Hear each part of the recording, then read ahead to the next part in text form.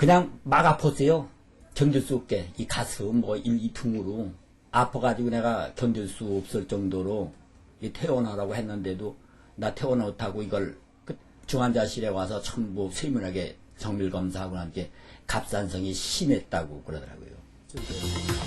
서정석 씨의 가슴 통증은 갑상선 질환에서 시작됐다. 갑상선 호르몬인 프리T4의 정상 수치는 0.5에서 1.6 사이지만 서정석 씨는 무려 7.8. 일반적인 갑상선 기능 항진증 환자들도 2에서 3을 넘지 않는다. 갑상선 기능 항진이 아주 심하게 나타나면은 심장 박동수가 빨라지면서 부정맥이 발생을 합니다. 그래서 방금 그 환자처럼 심장 박동수가 불규칙하게 빨리 뛰면서 급하게 심부전까지 올 수 있습니다.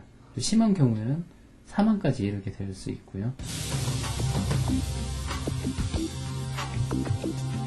갑상선 호르몬이 정상치보다 적게 분비되면 간의 활동이 제대로 이루어지지 않으면서 콜레스테롤, 특히 몸에 좋지 않은 LDL 콜레스테롤이 많아진다. LDL 콜레스테롤은 혈관에 쌓여 혈관을 좁게 만드는데 이로 인해 심장의 혈류 공급에 문제가 생기면서 협심증까지 일으킬 수 있는 것이다. 반대로 갑상선 호르몬이 정상치보다 많이 분비되면 심박동이 비정상적으로 빨라지다가 불규칙해지는 부정맥이 일어난다. 또한 심방과 심실의 운동이 조화를 이루지 못해서 혈액이 쉽게 응고되어 혈관을 막는데 뇌혈관을 막으면 뇌졸중을 일으킬 수도 있다.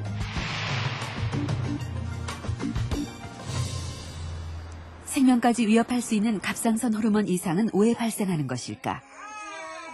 1년 전 막내를 출산한 구상희 씨는 그동안 심한 만성 피로와 온몸이 붓는 증상에 시달렸다. 처음엔 두 아이를 돌보느라 피곤한 것이라고 대수롭지 않게 생각한 상희 씨. 그런데 어느 날부터 목 아랫부분이 튀어나오기 시작했다. 갑상선에 문제가 생긴 것이다. 네, 좀 큰애 때보다는 많이 힘이 이제 더 들더라고요. 피곤한 것도 더 느끼겠고. 그런데 이제 단지 그게 이제 애가 둘이니까 그런 걸로 연결을 지었지 갑상선이라고는 생각을 못하고 지냈기 때문에.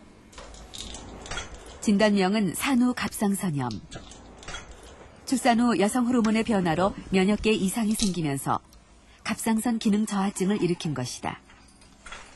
상희 씨의 증상은 갑상선 호르몬제를 먹기 시작하면서 차츰 사라지고 있다. 그러니까 처음에는 콜레스테롤 수치도 높고 얼굴이 많이 부었었거든요. 약을 먹고 나니까 붓기도 많이 빠지고 더 몸이 이제 피곤한 것도 좀 덜하더라고요. 산후 갑상선염은 산모의 약 8%가 겪는 질환으로 일시적으로 지나가는 경우가 많지만 일부는 영구적인 갑상선 기능 저하증을 초래한다. 태아를 보호하기 위해서 모체의 면역 기능이 전반적으로 억제되어 있다가 출산 후에 다시 반동으로 급격히 면역 반응이 증가되면서 나타나는 것이라고 볼 수 있습니다. 산후 갑상선염은 자가면역 질환의 일종으로 항체가 외부에서 침투한 병균이 아닌 자신의 세포를 공격하면서 발생한다. 그 결과 갑상선 세포가 파괴된다.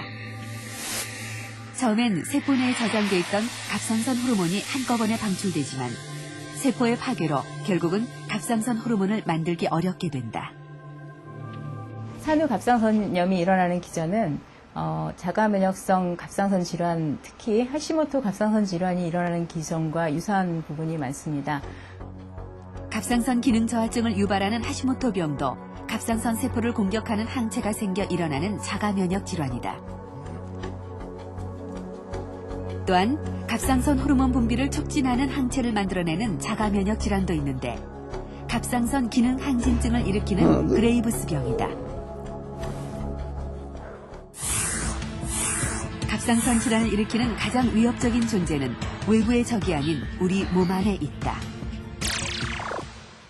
전문가들은 여성들이 남성보다 갑상선 질환이 많은 이유 중에 하나로 여성 호르몬이 면역 체계에 어떤 교란을 일으키는 것으로 추정하고 있습니다.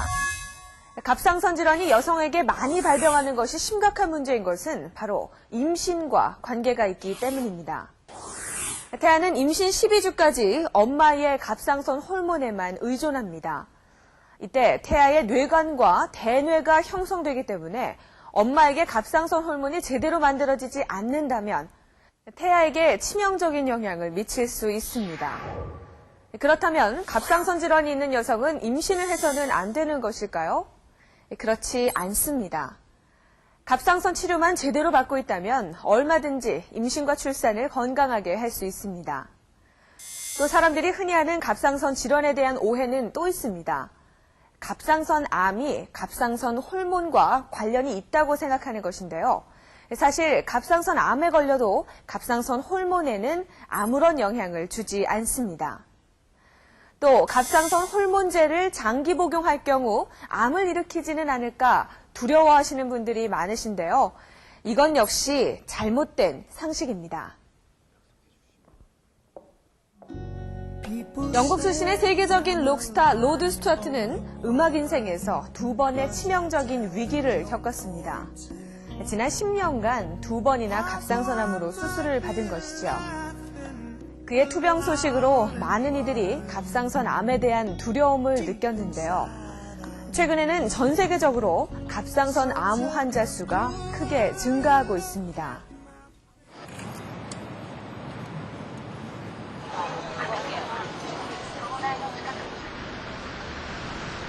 일본의 갑상선 전문 병원. 69살의 아라카와 씨는 갑상선 제거 수술을 앞두고 있다. 지금까지 검사 결과 갑상선암이 의심된다. こちらがね、結構大きく腫れてますよね。だいぶ喉も少し押されてますよね。これなんか 5개월 전 갑자기 호흡곤란을 일으키면서 병원에 실려온 아라카와 씨. 갑상선에 손으로 만져질 정도의 혹이 자라고 있었지만 아무런 증상을 느끼지 못했다. それは全然感じなかった。だからで再度入院した時に一緒に見てくださいって言って見てもらったらちょっと 이 병원에서 갑상선 질환으로 외래 진료를 받는 환자는 하루 평균 약 800여 명. 아라카와 씨처럼 갑상선 수술을 받는 환자는 1년 동안 1,800여 명이나 된다. 그중 60%가 암 환자다. 例えば手術の年間で行う手術の患者さんの数は10年前に比べると、伊藤病院では倍になってますし、あと外来の新患患者さんって初めてこの病院を訪れる患者さんもちょうど倍ぐらいになってます。 1972년 이토 병원이 문을 연 후 갑상선 암 환자는 다른 갑상선 질환에 비해 폭발적으로 증가해왔다. 일본 전역에서 갑상선 암 환자가 급증하고 있다. 2002년과 2008년을 비교해보면 갑상선암 환자가 10,000명이나 증가했다. 우리나라도 일본과 크게 다르지 않다. 대학병원의 한 수술실. 갑상선암 수술이 이루어지고 있다. 로봇을 이용해 갑상선을 제거하는 수술이다.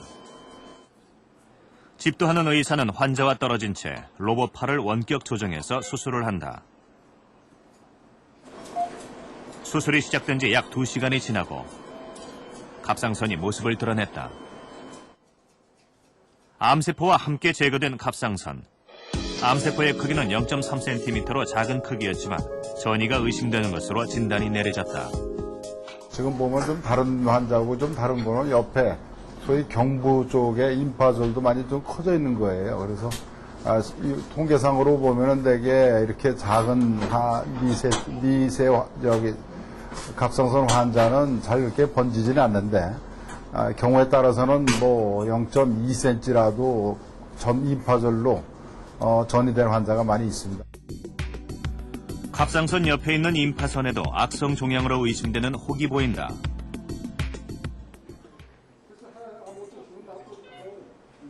이번 주 이 병원에서 소화해야 하는 갑상선암 수술은 25건 내외, 8개월 후까지 수술 예약이 밀려 있다. 다른 종합병원의 상황도 크게 다르지 않다. 최근 건강검진을 받는 사람들 중에 갑상선암으로 진단받는 사람들이 늘고 있기 때문이다. 공식적인 통계가 아닙니다만은 저희 그 검진센터에서 보면은 보통 한 사람들의 한 30 내지 40%는 조금 좀 이게 암인가 아닌가